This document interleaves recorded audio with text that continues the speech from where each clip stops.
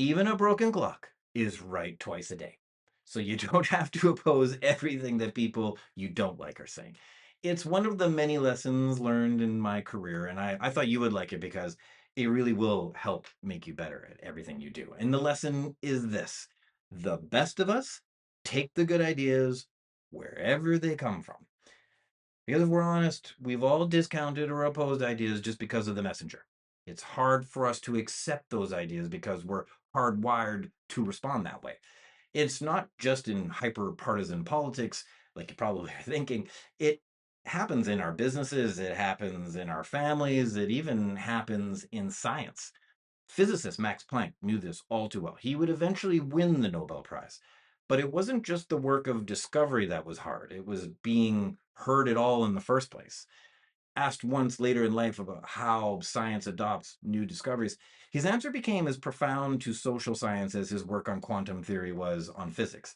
Known today as the Planck principle, he said, a new truth doesn't triumph by convincing its opponents, but because its opponents eventually die off. It's sad, but true. We don't like to change our minds once they're set, and we definitely like to shoot the messenger. But this idea was well understood even 2,000 years ago. Stoic philosophers, for example, said, don't simply believe or deny what you hear, apply some filters that included wisdom, justice, courage, and temperance. Seek an immutable truth through these virtues.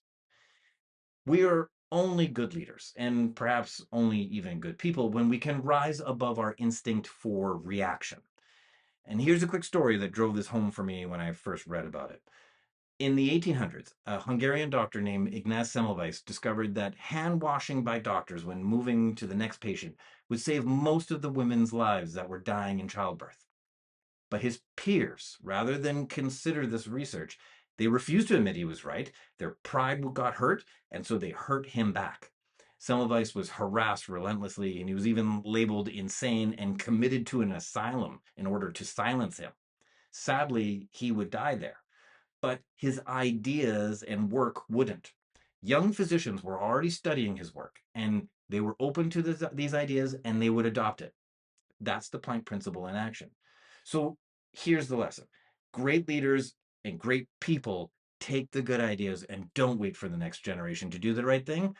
Your job isn't to agree or disagree with anything, it's to reflect and to consider the purpose, not just the source of an idea, and to take the good ideas when you see them.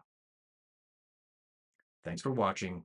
And if this hit home, please like, comment, and share it because good ideas deserve to travel.